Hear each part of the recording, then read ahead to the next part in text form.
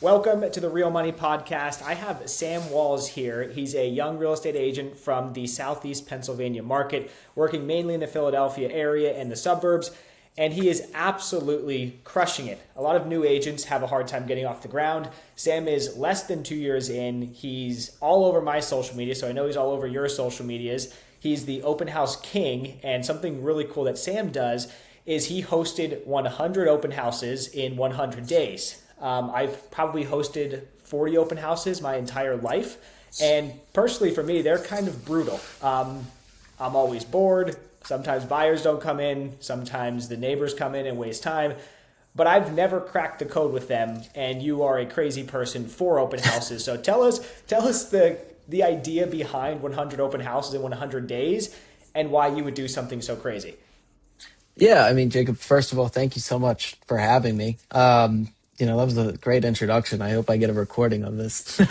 um, no, I just, what happened was I was about a year into the business and I just wanted to get things moving and do something really big. So I came back from a few trips. I knew I was going to be home for a while. We're heading into winter. That's usually a slower part of the year. So I was like, I just want to go sit.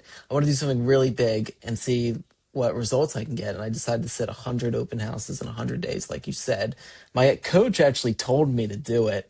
He was the only other person I knew who had done it, and he had a lot of success from it. I think he got like 16 deals in the 100-day period. I ended up getting 13 deals in the 100-day Oh period my from the gosh. challenge. So it was, he beat me. He beat me, but it was still like a good result. Yeah, definitely. That was actually my next question is like taking all of that action and like actually putting in all of that effort, it pays off. So basically, you said that turned into 13 deals so far. I'm sure there'll be more people you're working with down the line. They met In you the there. 100-day period, it was 13 deals. It actually has turned into more deals for sure. So from start to finish in about 3 months, you closed 13 deals from doing this challenge. Correct.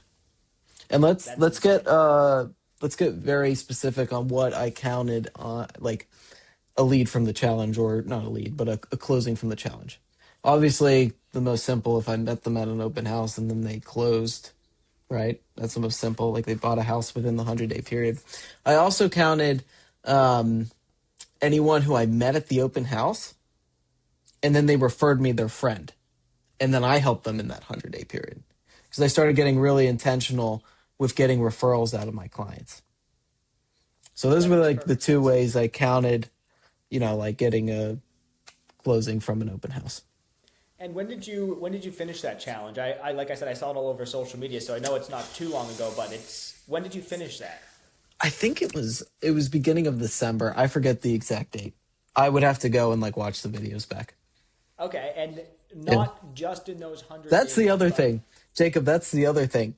I filmed all of it. So in case anyone doesn't believe what I'm saying right now, like you can just go back and watch. Like it's all there. like yeah, the you proof know? is there. I remember the Yeah. whiteboards and the sketches and drawing everything out. So I Yeah. was super inspired by that, super impressed by that.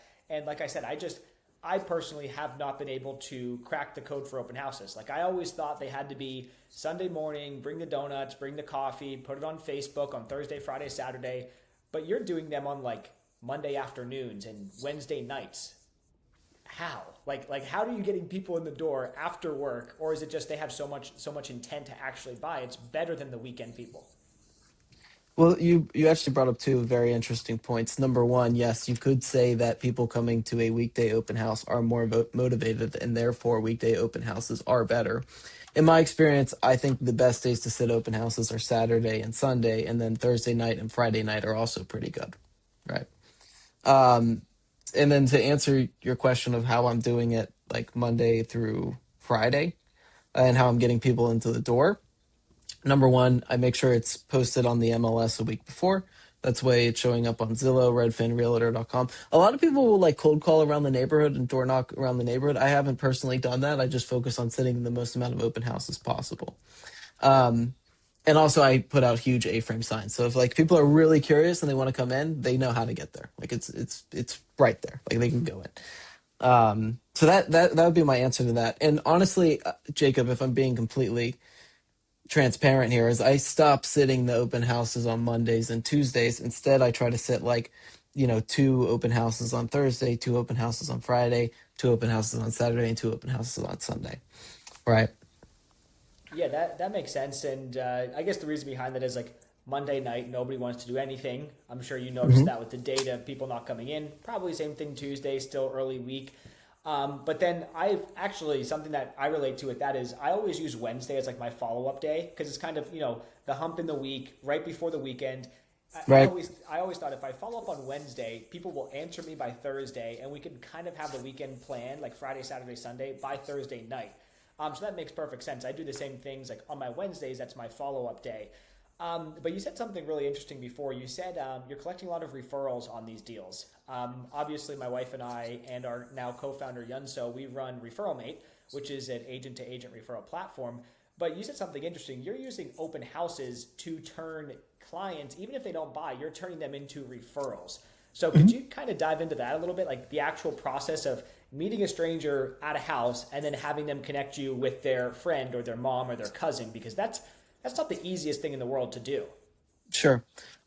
And to be honest with you, like only one of the clients from the challenge came from a referral. So everything else did come from the open house. Almost ten But I percent just though. like, That's pretty good. yeah, fair.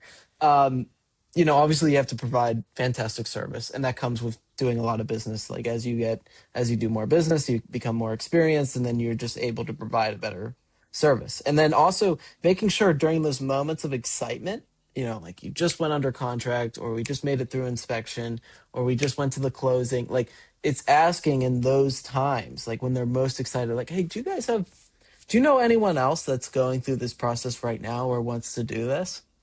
And usually they'll, they're like, they might not know right away, but if you keep asking them, they're going to keep thinking about it, and they're going to be trained to think about it. And then eventually they're like, you know what, like, um my friend Jacob, he was thinking about buying a house this year. I should connect him with Sam. So that's kind of just how it works. Yeah, basically just asking the question, and that's something that a lot of agents they don't do because we've always been trained as agents. At least I have been trained as always just try to give so much value, and so much value that I personally, I almost feel a little bit awkward even after closing a deal. Even if I did a great job, got them over asking price or saved them a bunch of money if they're buying. I personally, maybe I'm just weird or crazy, but I kind of feel weird asking for a review. So it's to your point, like if I was asking for a Mm. review right after we went under contract, hey, Jacob just helped me beat out seven other offers, or after an inspection, hey, could you talk about my inspection skills or whatever? It seems like you're doing the same thing, but instead of asking for a review, which I do truthfully, both. I also ask for reviews at those times. okay, That's a really good point. Like, yeah, at moments of excitement, definitely mention that review. Like, hey, would you guys mind leaving me a quick 5-star review? yeah, Yeah, that makes absolutely. perfect sense. And I was going to ask, like, in those situations, at least from my perspective, is I've always tried to been like over deliver, and just never ask for anything in return. Obviously, we Mhm. get a commission paycheck at the end, but is that something you're just immune to? Like you're not, intimidated or shy to ask for it, or is that something you kind of had to build up the muscle for, and just kind of uncomfortably send those first few messages? Um, I wasn't doing it right away, and then my coach really started to hammer down like you only have like 7 Zillow reviews. Like you don't look super professional when you come up. Like you need to get this up. And my Google reviews were super low. So like when I before I started asking, I was at like 15 Google reviews, and now I'm at 50. Oh my gosh. So it just builds that proof too. Like by the time you have 50, if somebody says no to you, which I'm sure nobody has said no to you for it, if somebody says no, it doesn't hurt because you already have 50 reviews. So getting those first ones in Right. the door they're kind of everything because that's the first thing people do when they meet you at an open house or they do anything. They just Google Sam Walls and see who you are. Like, do you have the Right. proof that shows you are who they think that you are? Yeah, exactly. So switching gears a little bit, like we said, you've been in real estate for about 2 years. You are crushing it, and everybody likes the question: what was your biggest sale ever? And if you're comfortable, what did you make off of that deal? Because a lot of new agents they don't know what it's actually like. Like I closed, let's say, $1 million deal, but after the commission, after the reductions, after the broker split, after everything, you don't make as much as TV makes it seem. But what's your, if you don't mind, what's your biggest deal, and what did you walk away with from that? That's a really good question. I think my biggest deal was that honestly, like I haven't passed the $1 million point. My biggest sale was 815,000. The most I made in one check was probably around 15,000. It wasn't like crazy. Honestly, I help a lot of first time home buyers out, so I focus more on volume than in like getting the biggest sales. And that's another thing like we could talk about too with the open houses, because when I'm like lead genning, prospecting, when I'm picking the open house I want to do, most of the time I'm doing like 600, 500,000 or less, right? Because I Okay. want to try to like connect with first time home buyers because they're more like me. And that increases my conversion rate and they want to work with me more. So that's why it hasn't, in my opinion, that's probably why I haven't breached like the $1 million price point yet. But it's not something that really like concerns me at all either. Like, I mean, I just focus on doing a lot of volume. Yeah, definitely. And when you're Yeah. getting, kind of going now back to the open houses, you have, when people get in the door, I would imagine someone like you have a system. Like, is it Mhm. just, hey, go check out the house? Or is it like, do you have kind of all of the first steps scripted? Are you taking their contact information? Like, what is that? If I walked into your open house tomorrow, what would it look like, and how could an agent replicate it? It's a really good question, and the answer is it kind of depends. So, number one, is the open house that we're meeting at, is this a jam-packed open house? Are there 20 cars out in the street? Or is this an What? open house where I'm having five groups through? Because I handle them differently. Let's say, and I'll give you the answers to both. Let's say it's a crazy open house. First thing I'm going to have you do, I'm likely having a conversation with someone else. So I'm just going to say, like, hey, my name's Sam. If you guys could please just, I'm sitting in the open house. If you guys could please just go sign in, I'll help you out in 1 second. Right. Because there's so many people coming through the door. I had one weekend where I had like 120 people through like this open house.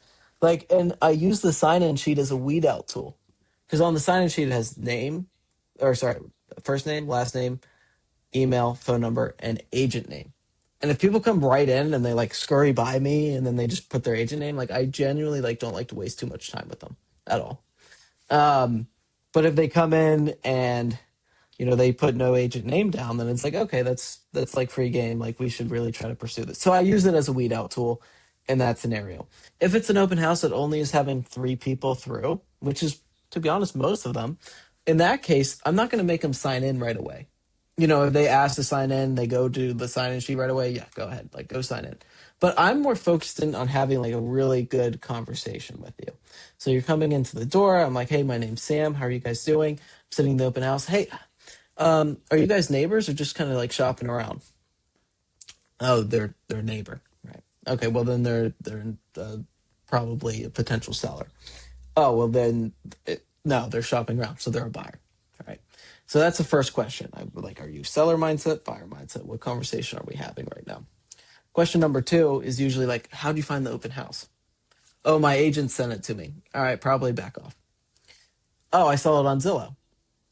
Different. Oh, I saw the sign on in the street. I'm like, good, my signs are working. And then like we just start. It's just question based selling, right? So it's like figuring out where they are. It's like, oh, well, what got you excited about like looking for a house today? Like, when do you need to move? But oh, your lease is up in September. Okay, well, let's think about it. You're gonna have like maybe you're gonna spend time searching from the time like I give them the whole timeline, right? Mm-hmm. It's just providing value, providing value, providing value. So it's like setting the next step for them, right? Well, the next step is to get connected with a lender, or the next step is for us to have a quick appointment where we can talk about how to win in today's market. Another line that I like to use, which is really good, and in many cases, I'm not the listing agent. I definitely sat, like, obviously, I said a bunch of open houses, but I'll say something along the line of this. I'll be like, Jacob, like, I'm just letting you know right now, I'm actually not the seller or the listing agent of this house. I'm our team's buyer specialist, doing a favor for the listing agent. They're my good friend. And I'm just telling you that because you're not hurting my feelings if you don't like this house. So it's like disarm them, right? Make them laugh a little, right? It's just good vibes. Like that's what you want to get. You want to disarm them, and you want to like take that wall down so they can just have a normal conversation with you, and you can figure out everything about them. When do they need to move? Why are they excited about moving? Where do they want to move to? What type of house do they want? Like that. This is getting us all really, really good, important details that we can put into our CRM, and we can use that to follow up with them. And make sure we're staying top of mind and make sure we're being a good resource for them. So hopefully that makes sense. Yeah, yeah, definitely. And you actually brought up something there that was really interesting. A lot of agents and me, when I was first starting out, they, I always thought I have to have my own listings to have an open house. So my whole mindset when I got my real estate license, somebody said to me, "You have to list to exist," and I agreed with that until I saw what you were doing because you have a very large social media presence. I see your videos like almost every single day coming up on my feed. So I think I take that back. I don't think you need to necessarily list to exist, meaning you don't need to have your own listings to be known as a real estate agent. But you brought up Yeah. something interesting that, and you said, "Hey, this might not be my listing," which means you're Yeah. sitting listings for a bunch of other agents. It sounds like some of them are on your team, but I'd imagine you've also made relationships with agents that aren't on your team that you've had open houses for. How are you doing that? Because I've asked a few agents and I feel like my script was off because I either didn't get a reply or it just turned out to no, sorry. So like You're how are actually you bringing doing up that? another like really good point of why I like open houses too. Because you're right. Like I'm going out and I'm reaching out to these other agents to sit open houses and I'm building relationships with all of the big agents in my market. So when I bring a buyer, like there's been times where I bring a buyer to a listing and I kind of have the upper hand just because I'm the one bringing the buyer and I know all the realtors in the area, like all the listing agents, right? And they know I work hard and they know I'm a good agent, so they want to work with me. But to answer your question of, like how I go and do it, number one, like set open houses for my listings. If I don't have any listings, then I go set open houses for my team's listings. If my team doesn't have any listings, then I go reach out to all the agents I know and all the agents in my office and I offer to set open houses for them. If that doesn't work out, then I go and I start cold calling agents off the MLS for listings I want to set. And, I'll ask them, I was like, hey, this is Sam Wells with VRA Realty. I was just calling about, 123 Main Street.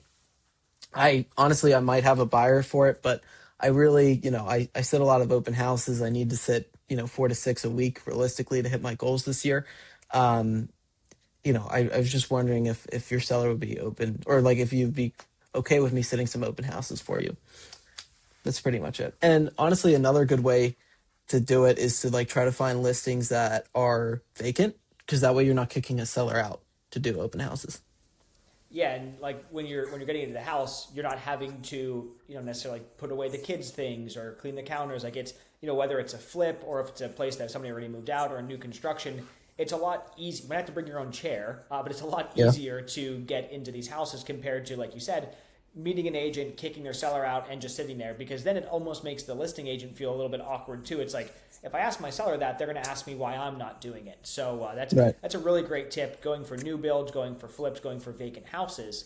We're kind of flying through this podcast here. I had us booked in for 45 minutes, but we're definitely flying through. And honestly, the last question I ask every agent is you don't have to answer right away. You could take a second to think on it. But if you had to go back to the beginning, let's say not necessarily to the beginning of your real estate license, but to the beginning of getting into the open house world that you have absolutely been crushing, if you had to go back, would you do the exact same thing again, or would you invest your time somewhere else?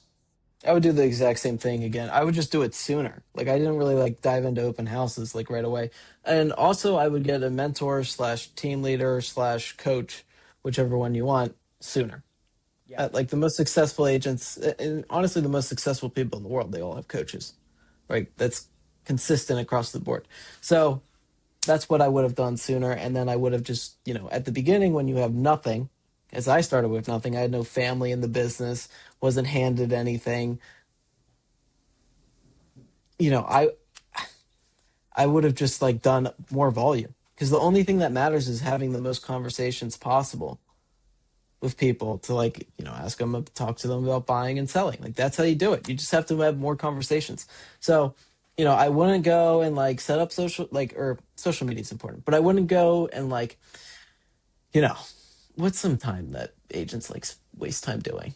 like making flyers. Yeah, like Like, flyers or door knocking or like I was a cold yeah, caller. Like I cold called a lot. It worked for me, but that's fine. I Cold probably calling, could door have had. knocking, open houses, they're all prospecting. You should pick one and then you should like kind of just keep hammering away at it. Like that's what I would do. I would just focus on doing a lot of volume. I got to a point where now it's like, okay, if I go sit 5.5 open houses, I'm gonna go sign a client. So like I sign a client every week. If Yeah, you you actually are have like doing the the math. numbers. Yeah, exactly. Like I know that if I go sit 6 open houses this week, I will sign a client.